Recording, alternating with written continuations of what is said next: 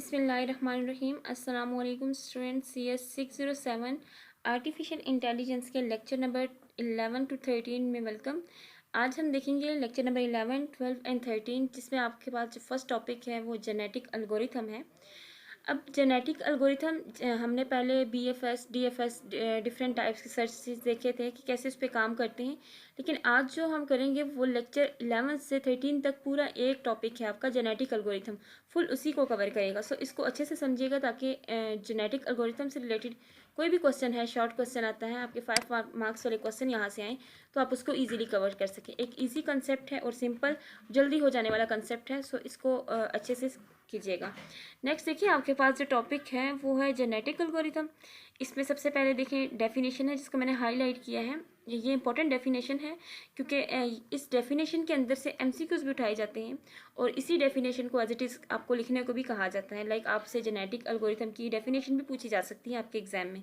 सो सबसे पहले हम इसको जस्ट देख लेते हैं। यहाँ पर लिखा है genetic algorithm is a search method in which multiple search paths are follow in parallel. At each step, constraints of different pairs of these paths are combined to form new paths. This way, the search path did not remain independent. Instead, they share information with each other and thus try to improve the overall performance of the complete search space. इस definition के कहने का मतलब क्या है genetic algorithm? तो देखिए, जैसे हम अगर डेली लाइफ से इसको एक्सप्लेन करें तो हम ज़्यादा अच्छे से समझ पाएंगे। जैसे एक साइंटिस्ट हैं तो वो क्या करते हैं, उनके पास मुख्तलिफ सॉफ्टवेयर्स पर वो वर्क करते हैं।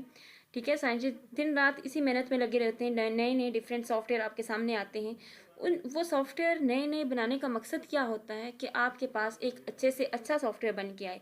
और सम टाइम ऐसा भी होता है कि जब सॉफ्टवेयर बनाए जाते हैं तो वो ऐसे वर्क कर रहे होते हैं कि जो पिछले यानी प्रीवियस सॉफ्टवेयर होते हैं उनसे बेटर वर्क उनका नहीं होता। लेकिन मोस्टली ऐसा होता है जो नए सॉफ्टवेयर बन के आते हैं उनका प्रीवियस से वर्क जो है वो 100% अच्छा होता है और परफॉर्मेंस उनकी अच्छी होती है और सारे काम उनके अच्छे होते हैं। सो सर्च मेथड इसमें क्या होता है, इसमें आपने यानी ये एक ऐसा मेथड है, इसमें आपने मुख्तलिफ पाथ होते हैं आपके पास, आपने उनको पैरेलल फॉलो करना है।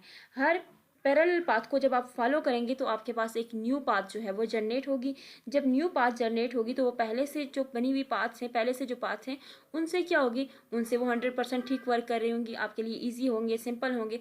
सेम उसी सॉफ्टवेयर को सामने रखें जैसे हमने साइंटिस्ट की बात की कि वो सॉफ्टवेयर पे कैसे काम करते हैं, और कैसे इंप्रूव करते हैं। सेम इसी तरह आप जब नए पाथ पे जाएंगे तो वो पिछले पाथ से जो है वो आगे जो आपके पाथ होंगे न्यू पाथ वो मज़ीद अच्छे जनरेट होंगे आपके पास। ठीक है, सो आपने देखें यहाँ पे डेफिनेशन में भी यही बताया हुआ है कि वो पाथ को आपने कैसे फॉलो करना है, पैरेलल करना है, और हर पाथ के बाद आपके पास एक न्यू पाथ जो है वो जनरेट होगा जिस पर आप काम करेंगे, आपका वर्क जो है वो ईजी होगा। ये होता है जेनेटिक एल्गोरिथम जिसको हम GA भी बोलते हैं। अच्छा, उससे पहले कुछ थ्योरी है, इस थ्योरी में जस्ट इन्फॉर्मेशन है। इन्फॉर्मेशन मीन सिंपल इंग्लिश है, आप उसको समझेंगे तो आपको जो है वो समझ आ जाएगी। जो कंसेप्चुअल वर्क है मैं आपको वो करवा रही हूँ सारा। लाइक जैसे यहाँ पर जेनेटिक एल्गोरिथम के बारे में ये भी लिखा गया है कि इसको ये बायोलॉजिकल कंसेप्ट पे है। क्योंकि जैसे हमारे जो है जिस तरह इंसानों में ना जिन्स जो है वो नस्ल दर नस्ल मुंतकिल होती है, इसी तरह ये भी आपके स्टेप बाय स्टेप आगे जाएगा ना प्रोसीजर को, तो इसलिए वहाँ से इसको जो है आप कह सकते हैं तशबीह दी गई है, जिन से जेनेटिक कर दिया गया, जेनेटिक एल्गोरिथम ये नाम इसको इसलिए दिया गया। सो यहाँ पर जस्ट इन्फॉर्मेशन है जो MCQs के लिहाज से इंपॉर्टेंट है। बाकी कंसेप्ट जेनेटिक एल्गोरिथम का आपको समझ आ गई है। अब हम इसको एक बेसिक सी इसकी एग्जांपल देख लेते हैं। लाइक आप एक क्लासरूम में हैं, आप उस क्लासरूम के टीचर्स हैं या टीचर हैं या इंचार्ज हैं उस क्लास के, और आपको ये कहा जाए कि आप इस क्लास में से जो ब्रिलियंट स्टूडेंट हैं, जो लाइक स्टूडेंट हैं, उनको अलग कर दें और जो डल स्टूडेंट हैं उनको एक साइड पे कर दें। तो आपने क्या करना है, आप एक टेस्ट बनाएंगे और आप उस टेस्ट को जो है वो क्लास में डिवाइड कर देंगे। क्लास में डिवाइड करने के बाद जब टेस्ट चेक होंगे आपने क्या देखना है उस टेस्ट में कि जिन स्टूडेंट्स ने सबसे हाईएस्ट मार्क्स लिए हैं उनको आप एक साइड पर कर लेंगे, चाहे वो 10 हैं या 15 हैं या 5 हैं, आप उनको एक साइड पर कर लेंगे और बाकी स्टूडेंट्स को साइड पर कर देंगे। और आप बताएंगे कि ये जो 5 स्टूडेंट्स हैं, फिर उनमें आप क्या करेंगे, उनके अंदर भी आप बेस्ट सोल्यूशन फाइंड करने की कोशिश करेंगे। उनमें आपने इनहेरिटेंस का ताल्लुक देखना और म्यूटेशन। अब इनहेरिटेंस और म्यूटेशन क्या है, म्यूटेशन में तो आपने सिंपली ना जो आप म्यूटेशन का अमल होगा इसमें आपने क्या करना है, आपने अपने रिजल्ट में मज़ीद चेंजिंग लानी है। और इनहेरिटेंस वाला ताल्लुक कौन सा होता है, वही जो पेरेंट्स और चाइल्ड का जो कंसेप्ट होता है ये वही है सेम, लेकिन जब आप आगे एग्जांपल करेंगे ये जो इनहेरिटेंस और म्यूटेशन का कंसेप्ट है ना ये आपको फुल क्लियर हो जाएगा वहाँ पे। ठीक है, सो नेक्स्ट देखिए, आपके पास ये एक प्रॉब्लम दी हुई है जो काफ़ी लेंथी है, जिसका एग्जाम के पॉइंट ऑफ व्यू से कोई ताल्लुक नहीं है। ठीक है, इन एग्जाम्पल को आप स्किप करें और हम कंसेप्ट की तरफ जाएंगे। जब आपको कंसेप्ट और जो यहाँ पे जो सिंपल एग्जांपल्स हैं उनको हम करेंगे तो हमारा क्या होगा कि ये जो एग्जांपल्स हैं ये ऑटोमेटिकली कवर हो जाएंगी। और याद रखना कि एक और चीज़, जो बुक की एग्जांपल्स होती है ना, हैंड आउट्स में जो लेंथी 3-3 4-4 पेजेस पे कंसिस्ट होती हैं, वो एग्जाम में नहीं आती। वो सिर्फ आपके कंसेप्ट को स्ट्रॉन्ग करने के लिए एग्जाम्पल दी होती हैं जो आप खुद सॉल्व करने की कोशिश करते हैं, जिससे आपका कंसेप्ट जो है वो ज़्यादा अच्छा हो जाता है। सो इसको आप खुद भी सॉल्व कर सकते हैं। नेक्स्ट जो हमारा टॉपिक है, ये जो टॉपिक है ना, इसको हम बाद में देखेंगे। जब हम इससे पहले एक टॉपिक को क्लियर करेंगे तभी ये जाके क्लियर होगा, उससे पहले नहीं हो सकता। आपके पास एक प्रॉब्लम है जिसमें है 8 क्वीन प्रॉब्लम, जिसको कहा गया ये क्रॉस ओवर और म्यूटेशन पे पूरी कंसिस्ट है। GA यानी जेनेटिक एल्गोरिथम की मदद से इसको आपने सॉल्व करना है। सो सबसे पहले बताया गया कि 8 क्वीन प्रॉब्लम होती कौन सी प्रॉब्लम है, जिसको आपने मतलब बहुत सी बुक्स में ये प्रॉब्लम आर्टिफिशियल इंटेलिजेंस की बुक्स में आई हुई है, इसलिए इसको 8 क्वीन प्रॉब्लम बोला गया है। प्रॉब्लम क्या है उसको आप सामने रखें। वो है, ये देखें आपके पास एक चेस बोर्ड है जिस पे आपने क्या करना है, आपने 8 क्वींस फाइंड करनी है, ठीक है। और आपने ऐसी क्वीन रखनी है जो दूसरे को अटैक ना करें, यानी यहाँ पर आपने क्वींस को फिक्स करना है। वो कैसे करेंगे, स्टेप बाय स्टेप आप समझेंगे, चीज़ों को हम आगे देखेंगे। पहले आप जस्ट ये माइंड में रखें कि आपके पास एक चेस बोर्ड है जिसपे 8 कॉलम्स और 8 रोज हैं, ठीक है। ये आपने माइंड में रखना है। सेकेंड स्टेप देखें आपने क्या करना है। आप यहाँ पर देखें आपके पास रेंडमली यानी एक सीक्वेंस से नंबर दे दिए गए, ठीक है। कोई भी नंबर आप उठा ले। 2 यहाँ पर उठाए गए हैं, 2 6 8 3 4 4 5 3 1। ये आपके पास नंबर का एक टेबल है या एक अरे आपको दे दी गई नंबर की। अब आपने क्या करना है, आपके पास जो चेस टेबल था, यानी ये जो है पूरा ये एक टेबल, इसको आप कह लें, ठीक है। इसके अंदर आपने इनको फिक्स करना है। अब फिक्स कैसे करेंगे, फिक्स करना बहुत आसान है। इसको यहाँ पे 2 है तो इस टेबल से आपने फर्स्ट 1 and 2 यहाँ पर इसको फिक्स कर दिया। सेकंड आपके पास 6 है तो आपने यहाँ से काउंट किया 1 2 3 4 5 6, यहाँ पर इसको फिक्स कर दिया। सेकंड आपके पास 8 है, 8 को आप कैसे फिक्स करेंगे, 1 2 3 4 5 6 7 8 को आपने यहाँ फिक्स कर दिया। फिर इसी तरह 3 है, 3 को आपने यहाँ फिक्स कर दिया, ठीक है। काउंट करके आप फिक्स कर लें इसको। 4 है तो 4 को आपने यहाँ पर फिक्स कर दिया। 5 है तो 5 को आपने यहाँ फिक्स कर दिया। 3 and 1, 3 को आपने 1 2 3 में फिक्स कर दिया और 1 को 1 टॉप पे फिक्स कर दिया। ये इनकी फिक्सिंग का मेथड है कि फिक्स आपने कैसे करना होता है। आपके पास कोई भी नंबर आएंगे, आपने इस टेबल में इसको सबसे पहले जो काम करना है वो फिक्स करना है। अब फिक्स करने के बाद आपने क्या चेक करना है, आपने ये चेक करना है कि कोई नंबर जो है वो वर्टिकली या हॉरिजेंटली या किसी भी तरह से, ठीक है, या क्रॉस ओवर एक दूसरे को अटैक ना करें, क्योंकि हमने बताया ना कि नंबर अटैक नहीं करने चाहिए। जेनेटिक एल्गोरिथम के अंदर आपके नंबर जो है वो अटैक नहीं करेंगे एक दूसरे को। सो हम इनको चेक करेंगे, इन्हीं नंबर्स को चेक कैसे करेंगे, ऐसे चेक करना है आपने, वर्टिकली हॉरिजेंटली इनको चेक करना है। यहाँ देखिए इस रो में कोई भी और नंबर नहीं है, ठीक है। फिर इसको यहाँ से यहाँ चेक करें तो कोई नंबर और नहीं है। इसको क्रॉस में चेक करें तो कोई नंबर इसके साथ नहीं है। इस तरह क्रॉस में चेक करें तो कोई नंबर भी नहीं है। तो इसका मतलब है ये जो नंबर है आपके पास, ये क्या है आपके पास, ये आपके पास एक आपका जो है गोल आपको मिल गया कि ये एक ऐसा नंबर है जिसको कोई दूसरा नंबर टच नहीं कर रहा, ठीक है। ना वर्टिकली ना हॉरिजेंटली किसी भी तरह से कोई नंबर इसको टच नहीं कर रहा। सो जितने भी इस टेबल के अंदर आप सबको चेक करें बारी बारी, तो आपको जो मिलेगा, यानी जो आपके पास जो टेबल आएगा रिजल्ट, वो आपके पास क्या आएगा। देखिए रिजल्ट में आपके पास आया कि फिटनेस आपके पास क्या फाइंड हुई कि जो क्वेश्चन 1 है, ये वाला जो नंबर है, ये आपके पास Q1 जो है, ये किसी को भी अटैक नहीं कर रहा। और ये रियल मतलब ये सच है कि वो वाकई में किसी को जो है वो टच नहीं कर रहा। कैसे टच नहीं कर रहा, आप इसको ऐसे चेक कर लें, वर्टिकली हॉरिजेंटली इसको चेक कर लें, इसको क्रॉस में चेक करें तो इसके आसपास कोई नंबर नहीं है जो इसको टच करिए। इसकी सारी जो बॉक्सेस हैं वो खाली हैं, ठीक है।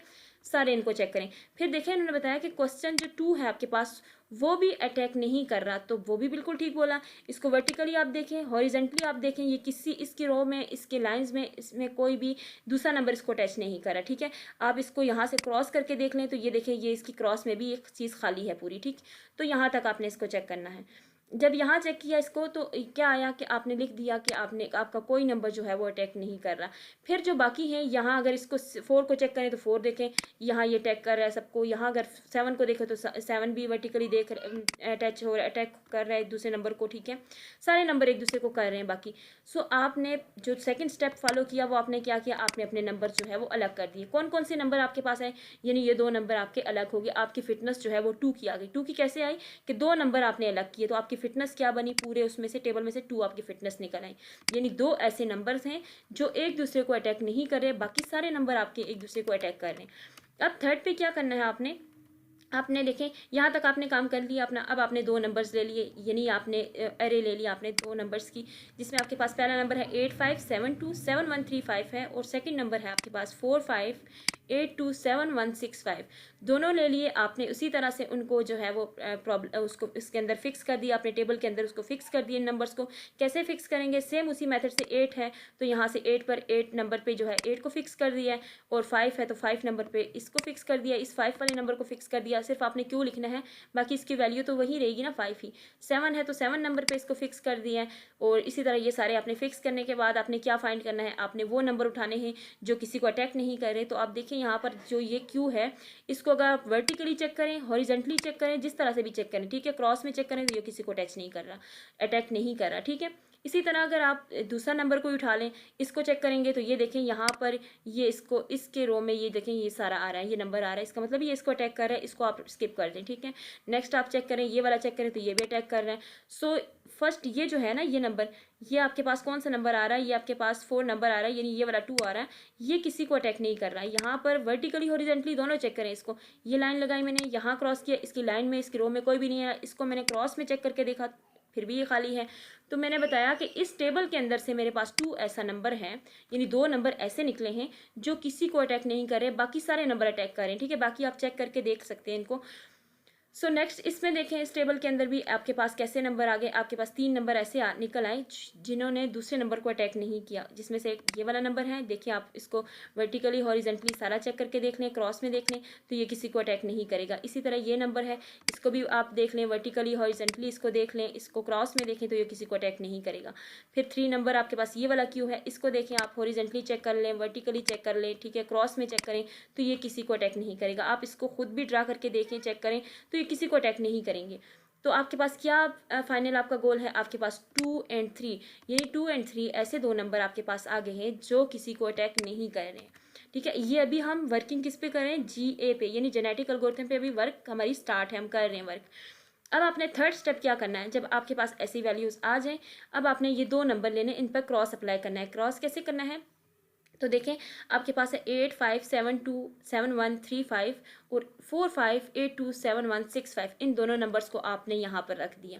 पहला नंबर आपने यहाँ पर पूरा रख दिया, ठीक है, और ये आपने पहला नंबर रख लिया और ये आपने अपना सेकंड नंबर रख लिया। इनको आपने क्या करना है, इनको मिड में से कट करना है। मिड में से कट मतलब सेम वैल्यूज एक साइड पे रखनी है, सेम दूसरे पे, 1 2 3 4 वैल्यूज एक साइड पे होगी, 4 दूसरे। दोनों को जब आपने किया तो अब हमने वो क्रॉस वाला मेथड अप्लाई करना है। तो वो कैसे अप्लाई करेंगे, अब देखें, सेम यही नंबर उठा के आप यहाँ पर रखें, 8572 हाफ नंबर आपने रख लिए। अब जो 7135 की जगह आपने इसको इससे क्रॉस कर देना है। तो यहाँ का जो अगले 2 डिजिट हैं, ये वाले 4 डिजिट हैं, इनको साथ ऐड कर दें। तो अगले कौन से हैं, 7135, ठीक है, इसको साथ ऐड कर लें। और इसी तरह ये जो है ना 7165, इसको आपने इसके साथ ऐड कर लेना है। दोनों के साथ अपने अपने नंबर ऐड कर लें। ये जो 7135 है, इसको आपने कहाँ रखा, इस 4582 के साथ, यानी यहाँ से यहाँ क्रॉस किया आपने और इसको यहाँ से यहाँ क्रॉस किया। समझ आ गई इसको क्रॉस कैसे करना है, मैं अगेन बता देती हूँ।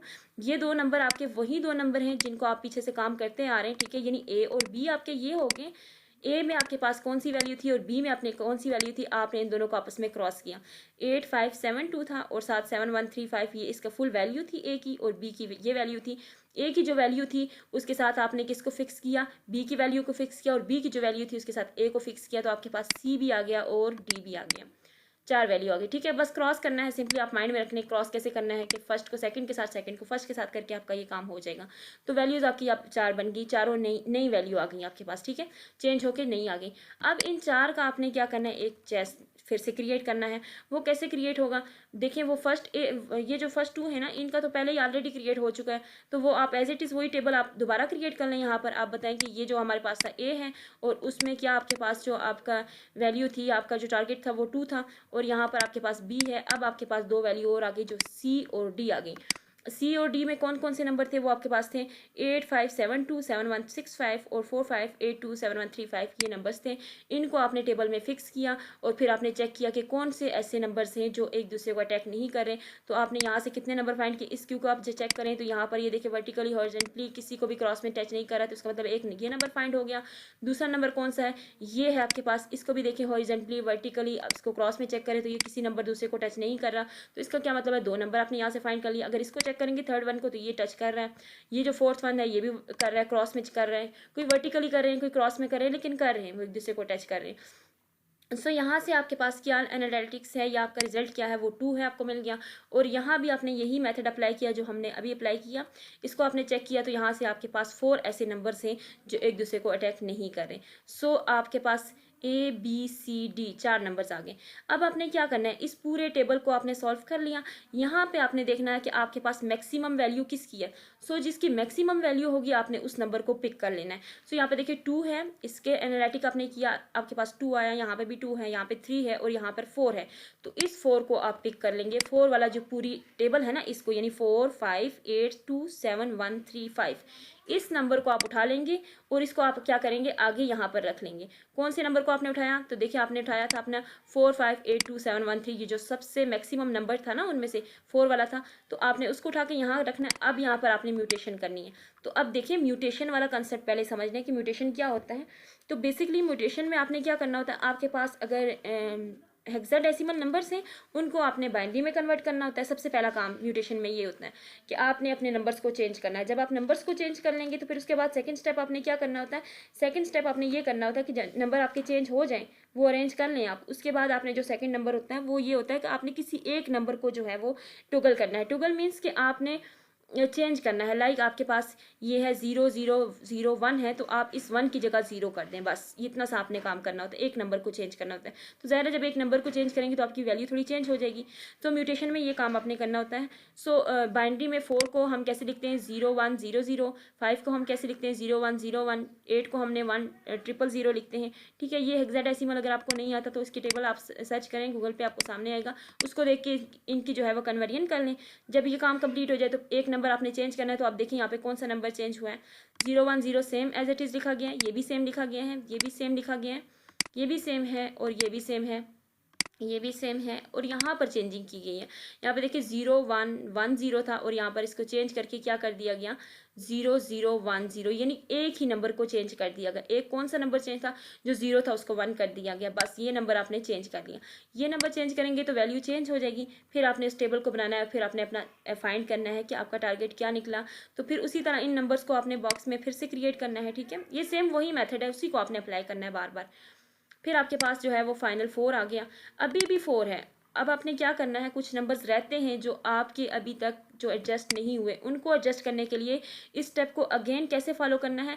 अब आपने इन दोनों को तो कर लिया, अब आपने क्या करना है, इस पेरेंट और चाइल्ड को चेक करना है, यानी इन दो नंबर्स को लेना है आपने, इन दोनों नंबर्स को आपने अगेन करना है। कैसे करना है, इसी स्टेप को फॉलो करना है। पहले आपने ये 2 नंबर की, अब इन दोनों नंबर को करेंगे। जब इनको करेंगे तो आपकी वैल्यूज जो है वो मजीद बढ़ती जाएगी और फाइनली क्या होगा, आपको रिजल्ट किस सूरत में मिलेगा, इस सूरत में मिलेगा कि आपके पास टोटल नंबर 8 थे और 8 के 8 नंबर ऐसे डिस्ट्रीब्यूट हुए कि कोई नंबर दूसरे को अटैक नहीं कर रहा। अब अगर इस नंबर को चेक करें आप, यानी आपके पास जो फाइनल रिजल्ट आया, ये देखें ये किसी को अटैक नहीं कर रहा। यहाँ से इस नंबर को चेक करें, हॉरिजॉन्टली करें, वर्टिकली करें, क्रॉस में करें, किसी भी तरह से आप करेंगे, कोई भी नंबर किसी दूसरे को टच नहीं करेगा। तो आपका जो रिजल्ट है वो आपके पास फाइनल आ जाएगा, 8 आपके पास लिखा हुआ आ जाएगा। सो ये था आपका JA पे काम, यानी जेनेटिक एल्गोरिथम पे काम था। होप सो कि इसकी आपको समझ आ गई होगी। अब इससे रिलेटेड आपको नंबर्स दिए जाएंगे, आपने उनको कन्वर्ट करना है। वो नंबर ज़्यादा भी हो सकते हैं, 10 भी हो सकते हैं, 20 भी हो सकते हैं, लेकिन इतने लेंथी नहीं होंगे क्योंकि फाइनल टर्म होता है, इसमें इतना टाइम नहीं होता। सो आपको सेम हो सकता है इतने ही नंबर दिए जाए, सिर्फ इनको जो है इनकी वैल्यूज़ जो है वो चेंज कर दीजिए। फिर आपने इनको कैसे स्टेप बाय स्टेप लेके जाना है, कैसे म्यूटेशन करनी है, कैसे क्रॉस सेक्शन करनी है। अब देखिए क्रॉस वाला जो कंसेप्ट था वो हमने यहाँ देख लिया कि हम क्रॉस कैसे करते हैं। ठीक है, यहाँ पर हमने इसको देखा था, क्रॉस में कहाँ गया, फर्स्ट स्टेप था ये देखें, ये मैंने आपको कहा था कि हम आगे जब करेंगे तो हमें समझ आ जाएगी। अब आपको समझ आ गई होगी कि क्रॉस ओवर क्या होता है। क्रॉस ओवर में आपके पास एक वैल्यू होती है, जिस 2 वैल्यूज़ होती हैं जिनको आपने मिड में से कट करना है। मिड में से कट करने के बाद क्या करना है, फर्स्ट की जो वैल्यू है उसको सेकंड के साथ चेंज करना है और सेकंड की फर्स्ट के साथ चेंज करेंगे तो आपके पास थर्ड जो है वो वैल्यू बन जाएगी C। ये मेथड होता है क्रॉस ओवर के अंदर। क्रॉस ओवर में आपने इस तरह से करना होता है। अगर इसकी जस्ट क्रॉस ओवर की डेफिनेशन आ जाए और जस्ट नंबर आ जाए, समटाइम ऐसा भी होता है कि सिर्फ नंबर दे दिए जाते हैं और आपको बताया जाता है कि इस पर अप्लाई करें क्रॉस ओवर के मेथड को। सो फिर आपने जस्ट क्रॉस ओवर काम करके आपने कंप्लीट जो है वो C का आंसर दे के काम खत्म कर देना है। ठीक है, इतना काम आपने करना होता है। और सम टाइम ऐसा भी होता है कि GA यानी जेनेटिक एल्गोरिथम पे पूरा काम करने को दे दिया जाए, तो फिर उसमें तो आपने क्रॉस ओवर करनी होती है ना, तो वहाँ पे भी आपने करनी होती है। और ऐसा भी हो सकता है कि सिर्फ क्रॉस ओवर की डेफिनेशन आ जाए। तो डेफिनेशन क्या है इसकी, तो देखें, the simplest way to perform this crossover is to combine the head of one individual to the tail of other. एक के हेड को दूसरे के टेल के साथ मिलाना, फर्स्ट वन के हेड को दूसरे के टेल के साथ मिलाना, तो आपकी जो है वो क्रॉस ओवर यानी C वैल्यू पूरी निकल आएगी, फाइंड हो जाएगी। होप सो कि यहाँ तक आपको आपकी समझ आ गई। अगर आपको समझ नहीं आई इस कंसेप्ट की पूरी की, तो एक बार फिर से वीडियो को देखें और दोबारा से रजिस्टर पर इसको सॉल्व करें, क्योंकि रजिस्टर पर जब तक इसको सॉल्व नहीं करेंगे तो आपकी ये प्रॉब्लम जो है वो सॉल्व नहीं होगा। एक बार इसको सॉल्व करेंगे फिर आपको ये हमेशा के लिए याद रहेगा कि इसको हमने इस तरह से करना है। सो नेक्स्ट देखें, यहाँ पर आपके पास क्या है, यहाँ पर इसके पास एक फ्लो चार्ट दिया हुआ है, एल्गोरिथम, जेनेटिक एल्गोरिथम। ये देखें, ये भी वही सेम सीक्वेंस है कि आपने क्या करना है, स्टार्ट लेना है, पहले आपने इनिशियलाइज करना है वैल्यू को, उसके बाद आपने क्या करना है, इसकी फिटनेस फाइंड करनी है। फिटनेस कब तक फाइंड करनी है, जब तक आपको सोल्यूशन नहीं मिलता। जब आपको अपनी फिटनेस मिल जाए, लाइक आपको 8 मिल गया आंसर, तो आपने इसको एंड कर देना है, अदरवाइज ये चलता रहेगा। ठीक है, फिटनेस इसकी कंप्लीट करनी होती है। सो यहाँ पर ये लेक्चर जो है वो कंप्लीट होता है। मिलते हैं नेक्स्ट लेक्चर में, आज के लिए इतना ही था। ओके, अल्लाह हाफिज़।